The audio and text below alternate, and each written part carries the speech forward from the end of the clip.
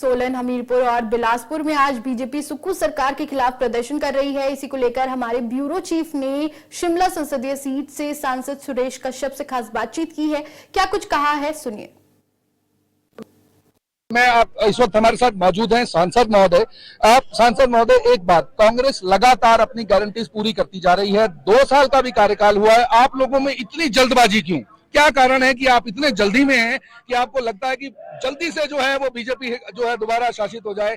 दोबारा क्या कारण है? कांग्रेस हमेशा ये कह रही है कि बीजेपी जो है कहीं ना कहीं रोज जो है छोटे छोटे इवेंट्स को बड़ा करने की कोशिश करती है, क्या कारण है?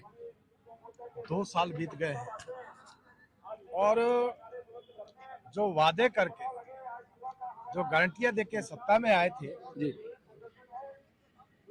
एक भी वादा अभी तक पूरा नहीं हुआ जी, जिस ओपीएस को लेकर ये बहुत हल्ला कर रहे थे, आज उसको लेकर भी कर्मचारी जो है सड़कों पर उतर रहे हैं।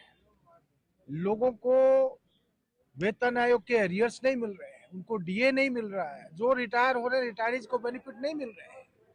और आम जनमानस जिनसे वादा हुआ था कि 1500 महिलाओं के खातों में डालेंगे, 22 लाख महिलाओं के खातों में 1500 रुपए जो है हर महीना खटाखट आएगा, लेकिन वो खटाखट नहीं शुरू हुआ, अभी तक नहीं मिला किसी को।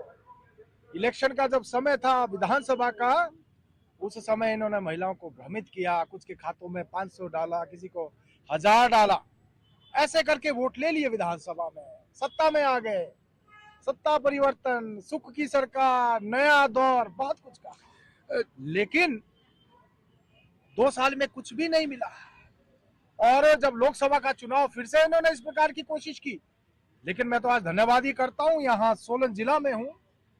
लोकसभा में हिमाचल की जनता ने कांग्रेस पार्टी को नकारा, चारों की चारों सीटें भारतीय जनता पार्टी को दी, और सोलन जिला से मुझे शिमला संसदीय क्षेत्र में 52,000 के करीब की लीड दी। तो उससे स्पष्ट हो जाता है कि अगर इन्होंने 2 साल में कुछ किया होता तो लोकसभा में ये हश्र नहीं होता। कश्यप जी, बार बार सुखविंदर सुक्खू ये कहते हैं कि हम अभी चरणबद्ध तरीके से काम कर रहे हैं, आप लोगों को ऐसा क्यों लग रहा है कि काम नहीं हो रहा है?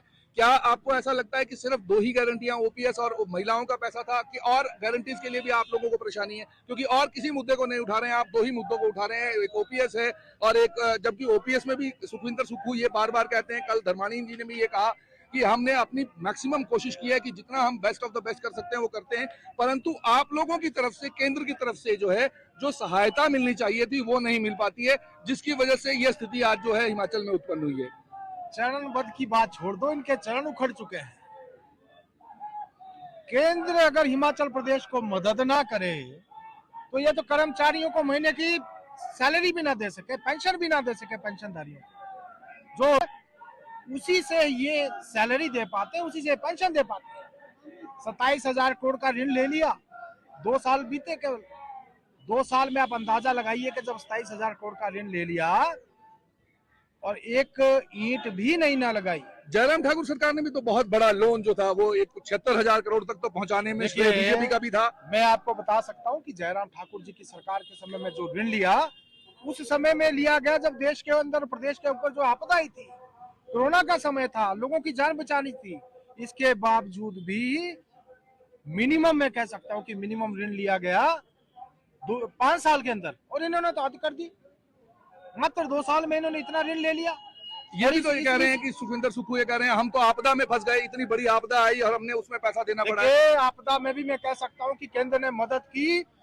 आपको सुनकर हैरानी होगी कि 92,364 मकान प्रधानमंत्री आवास योजना के हिमाचल प्रदेश को मिले। देश में उत्तर प्रदेश को भी इतने मकान नहीं मिले। हिमाचल को विशेष पैकेज दिया, 1782 करोड़ रुपए की राशि जो केंद्र ने हिमाचल को मदद की, 4 लेन और सड़कों के रिपेयर के लिए पैसा दिया। अरे आप तो कुछ भी नहीं कर रहे हैं, 2 साल बीत गए इतना ऋण लेने के बावजूद भी।